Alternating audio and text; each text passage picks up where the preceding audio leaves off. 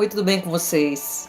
Meu nome é Jandernay e eu estou entrando aqui mais uma vez para que nós possamos conversar um pouquinho sobre o transtorno de personalidade narcisista.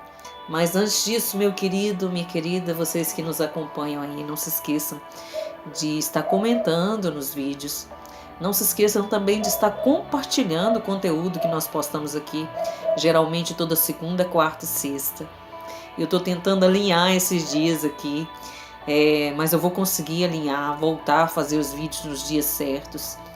E eu quero te pedir também, se você caiu aqui pela primeira vez e ainda não é inscrito no canal, se inscreva, nos ajude aí a crescer esse canal. Não se esqueça também de estar acionando o sininho das notificações para você ser lembrado todas as vezes que eu postar um conteúdo novo aqui no canal. Ok? Eu não sou uma mera sobrevivente de um relacionamento abusivo com o narcisista. Eu sou uma mais que vencedora por meio daquele que me amou, Jesus Cristo. Bom, eu sou pastora aqui em Goiânia há mais de 15 anos e ali quando começou a pandemia, Deus nos levou, né? Eu falo assim, nos levou, porque me levou ali juntamente com o Espírito Santo de Deus. Aliás, o Espírito Santo me conduziu para essa nova tarefa, para essa nova etapa, para esse novo ciclo na minha vida. E me colocou nas redes sociais, né? Até então era algo que era muito longe de mim, né? Não fazia parte da minha realidade ministerial. Então o Espírito Santo me leva ali no comecinho da pandemia a estar produzindo conteúdo ali no Facebook. Me deu o nome da página, né, que é Falando a Verdade, João 8:32, e conhecereis a verdade e ela vos libertará. Um versículo muito conhecido. E tem nos usado, né, durante esses 3 anos para estar pregando toda segunda, quarta e sexta, ministrando, impartindo a palavra, vindo de Deus para os irmãos que nos acompanham ali no Facebook, né? Nos deu também uma página também do Falando a Verdade. E aí depois o Espírito Santo foi ministrando no meu coração, né, sobre essa área de relacionamento abusivo, né, foi me educando, foi me dando entendimento, e foi a partir desse entendimento na educação que eu tive discernimento espiritual daquilo que eu estava vivendo no meu relacionamento, na minha vida sentimental, na minha vida amorosa, no meu casamento. Eu estava tendo um relacionamento abusivo com uma pessoa que tem um transtorno de personalidade narcisista. E algo muito complexo para nós, que somos cristãos, que somos pessoas que estão lá na frente da obra, né? Eu sempre estive na frente da obra, em tudo que Deus, nesse tempo, mais de 20 anos que eu sou cristã, Deus tem sempre me colocado na liderança de alguma coisa. E é muito complicado, muito complexo, né? Se falar, você tem que pisar em ovos, você tem que... as pessoas não entendem, né? E eu até não as critico, porque eu também não entendi há um tempo atrás, né? Até me deparar com essa situação de um relacionamento abusivo com o narcisista. E eu venho falando sobre esse assunto, né? Dentro desses 3 anos aí, depois da pandemia, eu venho falando. Desde 2020... né, 2021, 22, 23, Deus tem nos dado muita coisa para compartilhar, para falar, muitas experiências. E hoje não vai ser diferente. Hoje eu quero estar falando especificamente sobre o relacionamento abusivo de cristãos, liderança, de membros, dentro de igrejas. Eu não quero falar da igreja, porque a igreja é o corpo de Cristo, né? A noiva do Senhor, imaculada, lavada, redimida, comprada pelo sangue do Cordeiro na cruz do Calvário. Eu estou falando de denominações, né? Ou demonizações, como queiram. E o sistema religioso, né? No qual muitas pessoas estão inseridas. E hoje eu quero estar falando sobre isso. Sobre esse relacionamento tóxico, sobre esse relacionamento abusivo que muitos líderes e muitas igrejas, grandes igrejas, mega igrejas, mantêm com seus liderados, com seus membros. E eu quero começar falando sobre isso hoje, mostrando que dentro da igreja não é diferente lá do mundo secular. Até não acredito que exista mundo secular para cristão. Porque aonde o cristão está, ele está levando Jesus. Ele está levando a palavra de Deus. Ele é a luz do mundo, ele é o sal dessa terra. Então, aonde nós vamos, o Senhor fala que nós devemos fazer como se estivesse fazendo para o Senhor. Então, lá no seu trabalho, né, a presença de Deus é lá a manifestação do poder de Deus através da sua vida. Então, não há essa situação de um mundo secular. Então, eu me visto na igreja de uma forma e fora da igreja de outra. Não, eu estou aqui de brinco, né? Batom, rímel, e é assim que eu me visto também dentro da igreja. Eu não faço diferenciação. É óbvio que eu não vou colocar um shortinho curto, uma blusa mostrando meu busto, né? Ou uma blusa mostrando minha barriga, ou uma roupa muito colada, né? Porque com certeza, fora e dentro da igreja, eu vou fazer alguém pecar. Eu vou abusar da fé de alguém, da consciência de alguém. Então, eu entendo que não existe esse mundo secular para cristão. Até porque nós vivemos 90% da nossa vida nesse dito mundo secular. E os outros 10% é dentro da igreja, né? E na nossa casa é uma igreja, né? Na casa dos nossos pais é uma igreja, né? Aonde nós vamos, porque nós somos a igreja do Senhor. O lugar onde a gente se reúne é um lugar que muitas das vezes é comprado, alugado, no qual a igreja se reúne, o corpo de Cristo se reúne ali. Então nós não podemos falar assim, não, eu vou à igreja. Eu vou à reunião onde está reunida a igreja. E há dentro dessas denominações líderes abusivos, líderes narcisistas, líderes psicopatas, né? Líderes com vários tipos de transtornos. Amém? Líderes com depressão, com ansiedade, com síndrome do pânico. Então, às vezes a igreja faz esse diferencial de tratar só a vida espiritual, mas Jesus falou, olha, lá em 1 Tessalonicenses, que nós devemos apresentar o nosso corpo, alma e espírito, para Deus com integridade, íntegros, todos eles, essas partes íntegras. Nós somos um ser espiritual que temos uma alma que habita num corpo, né? Então, nós precisamos de entender isso, que nós também temos alma. Nós temos sentimentos, nós temos emoções. E as nossas emoções também precisam de ser tratadas por Deus. Precisam de ser curadas. Então, dentro da igreja tem ali também pessoas, uma liderança doente, que ainda não foi tratada por Deus, que ainda não deixou ali,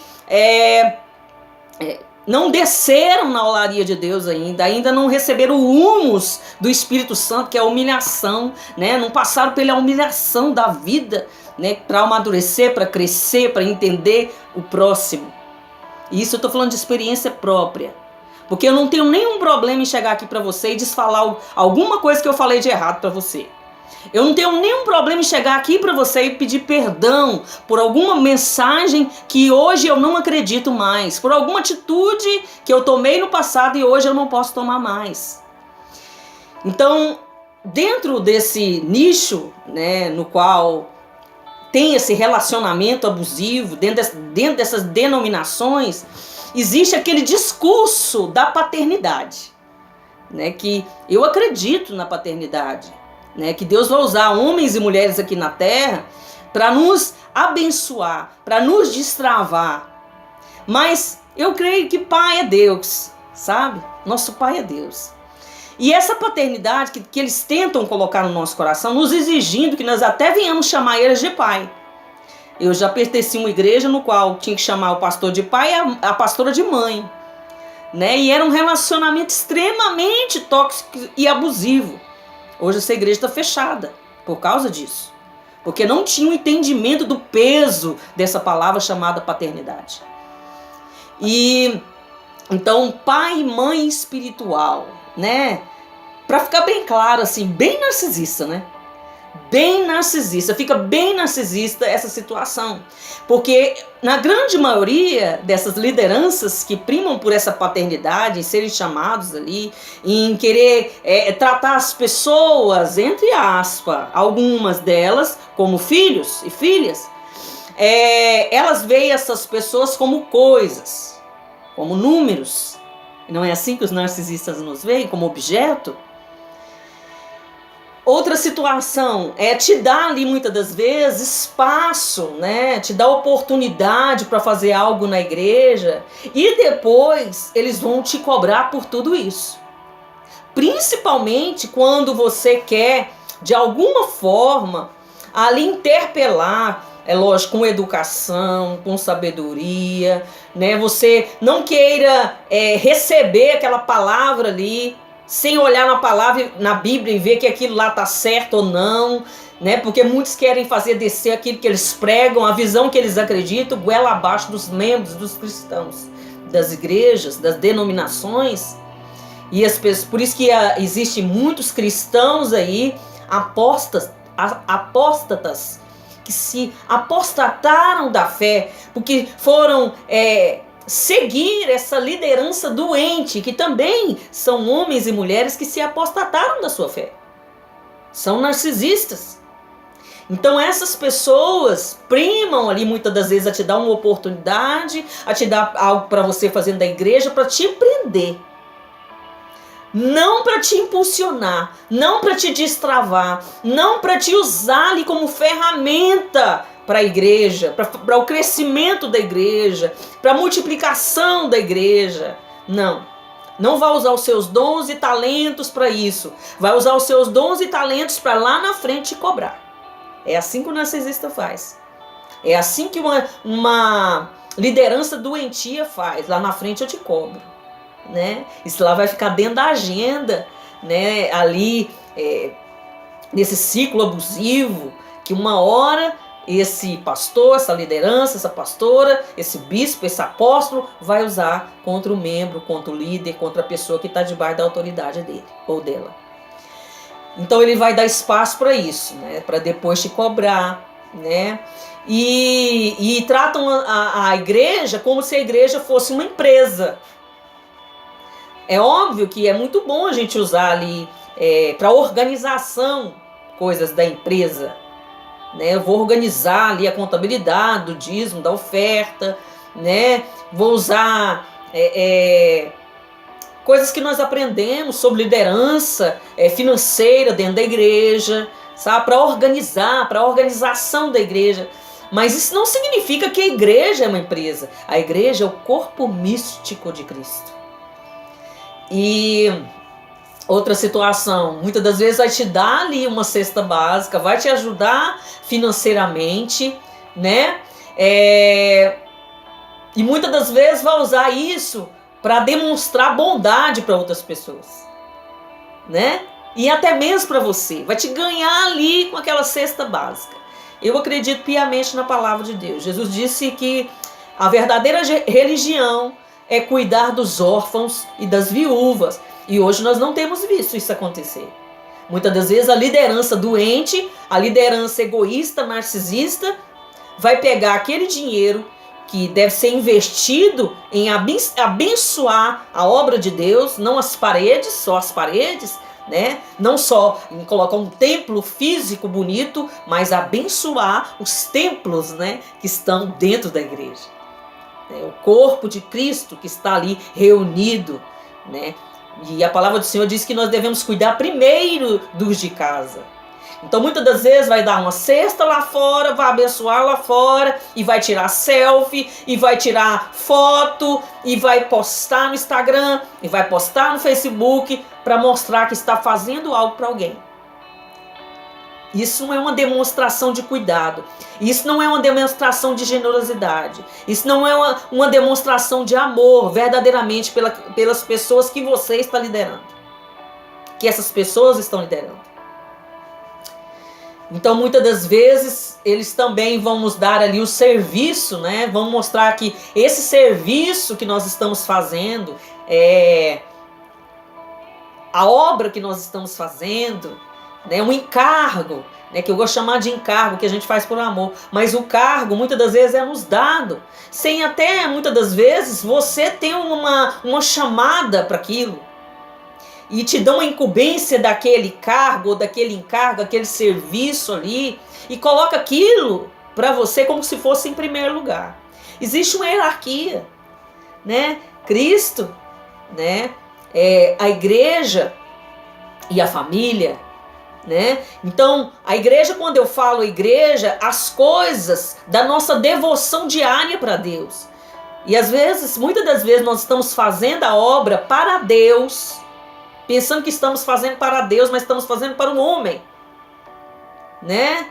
Nós estamos fazendo ali para mostrar para o homem. Nós estamos fazendo ali para dizer que nós estamos fazendo. Muitas das vezes nós não estamos fazendo nem de coração. A gente esquece muitas das vezes não temos tempo para a nossa devocional. Nós estamos dentro do templo, mas não estamos nos relacionando com Deus do templo. Com Deus da igreja. Nós estamos muitas das vezes lá na igreja cantando, pregando, mas eu não tenho, essa pessoa que está lá, essa liderança que está lá, não tem um relacionamento com Deus. Estranho, né? Então isso acontece. E há essa imposição, né, muitas das vezes nas mulheres, nos homens, na liderança, nas pessoas que estão ali debaixo da liderança desses pastores, desses apóstolos, desses bispos, que eles coloquem em primeiro lugar a denominação. Não. Quem deve ser colocado em primeiro lugar é Deus. Então, muitas das vezes, você está pregando para lá fora, para as pessoas de fora, está vivendo 90%, 100% da sua vida cristã para as pessoas lá de fora, e a sua mulher está morrendo depressiva dentro de casa. O seu marido está doente dentro de casa. Os seus filhos estão mortos espiritualmente dentro de casa. Você não honra o seu pai, não honra a sua mãe. Porque você precisa de honrar os de fora. Aliás, os de dentro da igreja. Né? Mas os de dentro, os próximos, Jesus falou que era para amar a Deus sobre todas as coisas, e o seu próximo como a você mesmo. Sabe, eu estava buscando a Deus esses dias e pensando nesse próximo. Às vezes nós não conseguimos olhar com afeição para as pessoas da nossa própria casa. Nós estamos esquecendo de pregar a palavra para as pessoas da nossa própria casa. Estamos olhando para as pessoas de fora.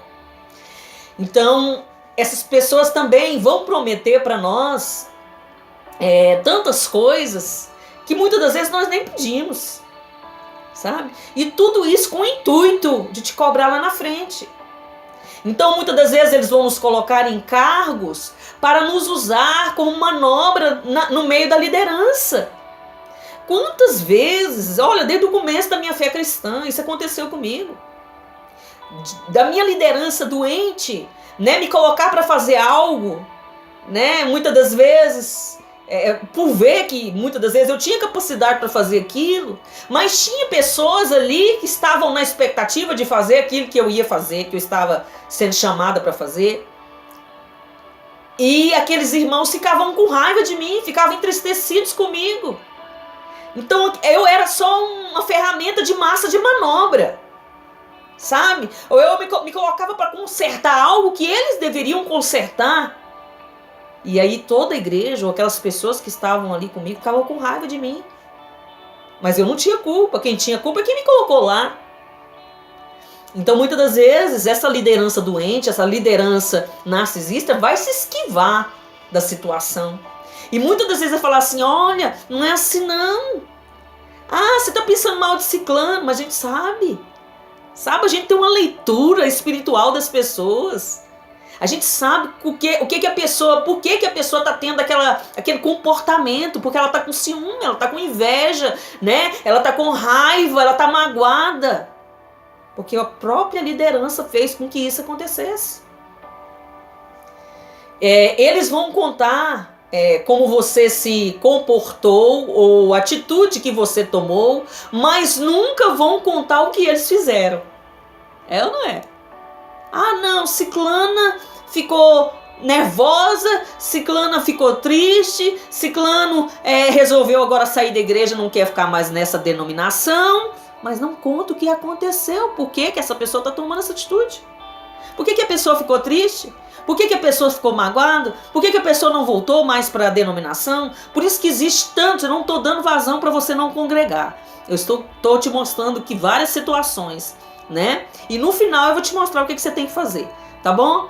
Então, muitas das vezes há tantos irmãos e irmãs, né? Ali, pessoas cheias de talento, homens e mulheres de Deus que não querem congregar por causa de várias situações como essas. Então, muitas das vezes, eles ajudam os de casa e não ajudam. Eles ajudam os de fora e não ajudam os de casa. É como eu disse lá de princípio. E nós precisamos de dar essa importância, né? Às vezes os irmãos estão lá dentro da igreja, devolvendo seu dízimo, devolvendo sua oferta, fazendo com que aquela igreja cresça. E o pastor, muitas das vezes, vai pegar o dinheiro para outras coisas, sendo que tem um irmão lá que dizima, que oferta, que abençoa a obra de Deus, e mesmo que não abençoasse, está passando necessidade, está passando fome, né? Tá ali, muitas das vezes, uma mulher viúva, né? Uma mulher solteira, né? Uma mãe com filhos, né? Passando necessidade dentro da igreja, da denominação, e os pastores estão fingindo que não estão vendo. Então, outra situação, você não pode faltar ao culto, né? É aquilo que eu já falei, mostrando que, fazendo essa distinção entre secular e igreja. Então vai ter dia, meu querido, minha querida, que você deve faltar ao culto. Você cuida da igreja a semana inteira. E às vezes seu marido chamou você num sábado para ir no cinema. Seu marido quer ficar lá com você, né? Faz tempo ali que vocês precisam tirar um tempo juntos. Um tempo junto com o marido, com a esposa, com o pai e com a mãe, né? E visitar o pai e a mãe que faz tanto tempo que não vê. Cuidar dos filhos, viajar com os filhos. Tirar um dia lá para fazer uma comida. Colocar a mesa lá para fora de casa e conversar com seus filhos, com seu esposo, com a sua esposa. Então, às vezes vai ser necessário que você falte sim à reunião. E muitas das vezes eles vão incitar a vaidade no coração dos membros. Tipo assim, minha igreja é a melhor de todas. Só ela salva. Através dela vai vir um avivamento. A visão da minha igreja é melhor que a visão de outras igrejas. Para manter essas pessoas dentro dessa visão, né, que não tem nada a ver com a palavra de Deus. Outra situação, o discurso de ajuda, né, muda. Lembra lá da ajuda lá do princípio, que eles te ajudam, mas no final pensando em tirar algo de você, te vendo lá como número, te vendo como objeto, te vendo ali como alguém que vai tirar, que eles vão tirar algo de você, como empresa. Vai chegar um momento que o discurso vai mudar, né? E eles vão ali mudar da ajuda para começar a te manipular e a falar para você, olha, você lembra? Muitas das vezes as pessoas que não aceitam, né? Porque eu acredito, de uns anos para cá, que o rebelde não é aquele que fica, não. Que tá dentro da igreja lá, não. Aliás, o rebelde não é aquele que sai, né? Porque não aceita muitas das vezes essas coisas aqui. Vai procurar outra igreja para congregar. É o que fica, porque o que fica lá fazendo contenda, o que fica lá beija o pastor, mas lá no fundo, senta lá no fundo e desce o pau no pastor, na pastora, amaldiçoa, né, fala um bocado de coisa, sai da igreja, né, falando mal dos pastores. Isso, tinha muito isso na minha igreja, né, uma irmã lá beijava a gente, falava e saía xingando, falando mal, amaldiçoando, né, porque eu não gosto, porque eu odeio essa pastora, eu odeio esse pastor, né? Mas lá na frente estava aquela coisa e armando confusão com o nome dos pastores, com o meu nome, com o nome do pastor, né? E mais na nossa frente era uma pessoa, nossa, amável, maleável, bondosa, né? Ali com aparente paz, piedosa, né? E às vezes nós somos taxados de rebelde porque nós saímos das denominações por não aceitar certos tipos de coisas que acontecem. Por entender isso aqui que eu estou falando com você. Então aí o discurso muda, né? Porque eles não conseguem mais te dominar, não conseguem mais te manipular, vai começar a falar mal de você. E vai começar a te lembrar o que fez para você. Ah, mas eu te ajudei tanto quando você precisou. Eu ouvi isso esses dias. Eu fui na sua casa quando você me chamou, mas Jesus não falou que a gente tinha que visitar? algo que a igreja deixou de fazer. A igreja não visita mais. A igreja não ora mais não vai na casa das pessoas, dos membros da igreja, para orar pelos membros da igreja. Tem que marcar horário para falar com o pastor e com a pastora, né? Às vezes demora um mês para aquele irmão, algo tão rápido, é de hoje, o problema é hoje. De repente é uma agressão que a mulher sofreu, né? Uma ameaça de morte. Vai esperar um mês para falar com o pastor ou para a pastora, para pedir ali um aconselhamento. Então, quando eles não conseguem te manipular, eles vão começar a falar mal de você. Mas eu te ajudei, eu te levava, eu te trazia para a igreja, né? Eu te ajudei financeiramente, eu te dei cesta, eu te dei oportunidade, pastor, para você pregar na minha igreja, porque lá na minha igreja a visão da minha igreja ela é diferente, não pode pregar certas coisas. Eu te dei oportunidade para você pregar lá, eu te dei oportunidade de você ser mulher, né?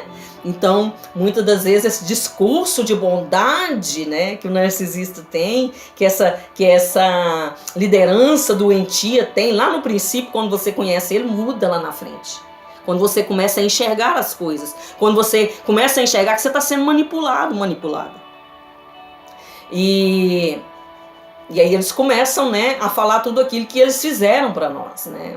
Então é muito contraditório com o discurso de Jesus.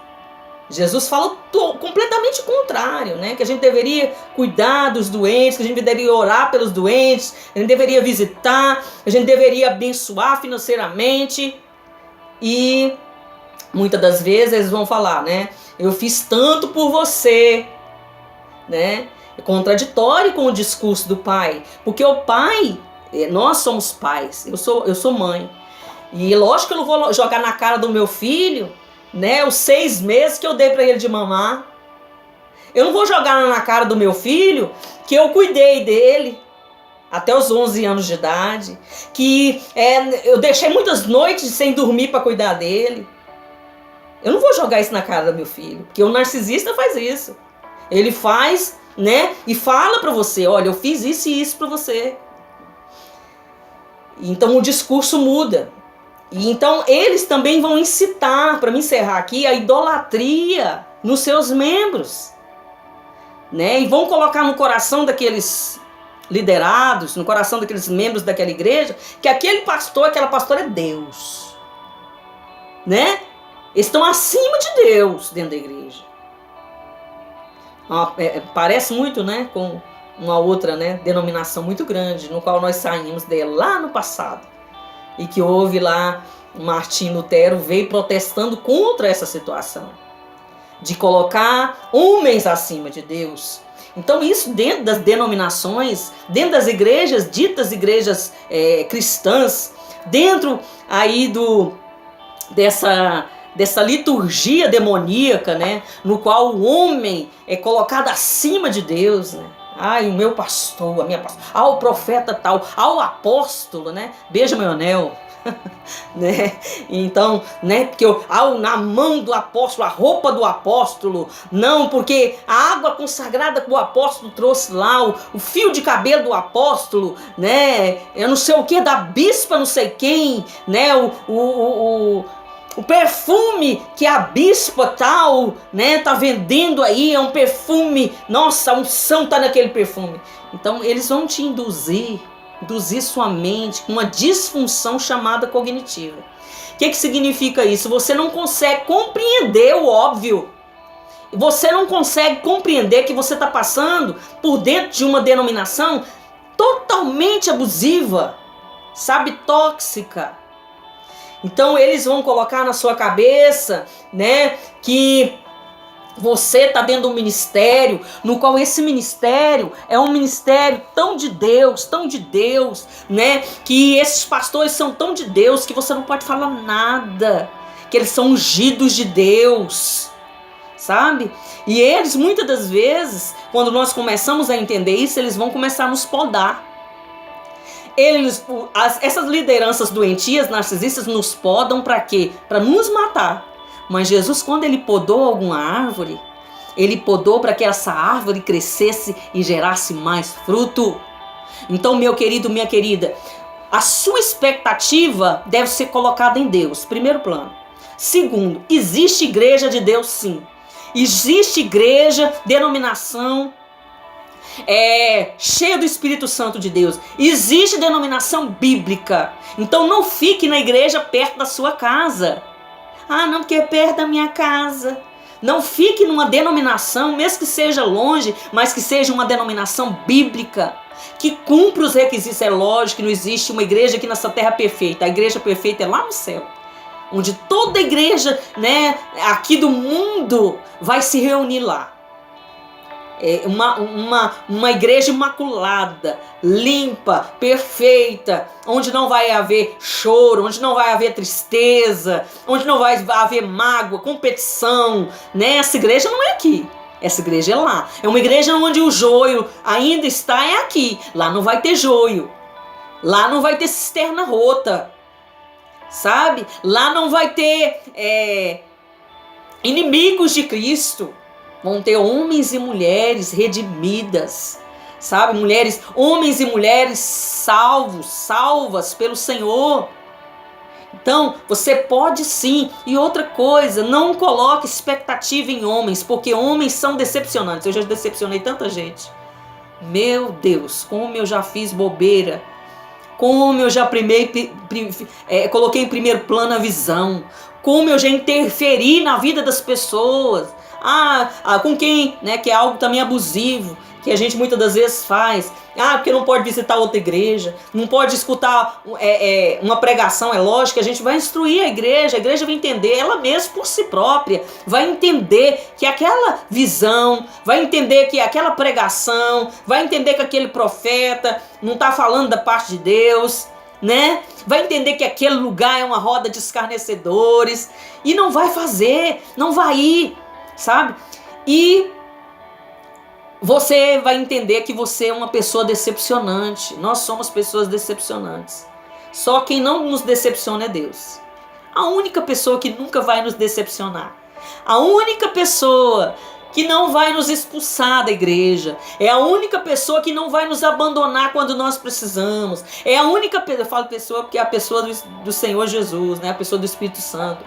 Que quando você precisar ali, né, quando você clamar, Ele vai responder o seu clamor. Quando você estiver doente, Ele vai te curar. Quando você estiver sobrecarregado, Ele vai te aliviar, sabe? Então você nesses dias precisa de entender isso. É óbvio que eu não estou falando para você deixar de congregar. O Senhor falou que, né, usando os escritores na palavra, que nós devemos sim ter comunhão com os irmãos, nós devemos congregar, que nós devemos devolver o nosso dízimo, a nossa oferta, que isso serve para abençoar outras pessoas, abençoar aqueles que estão dentro e fora das denominações, sabe? Então nós devemos cumprir sim o nosso papel, ceiar, né? A ceia faz parte ali da comunhão, da mesa, né? É no partir do pão que Deus nos abençoa. Então, meu querido, minha querida, eu quero te mostrar. Eu te falei tudo isso aqui, né, desse relacionamento abusivo dentro das igrejas, das denominações, né, dessas lideranças abusivas, narcisistas.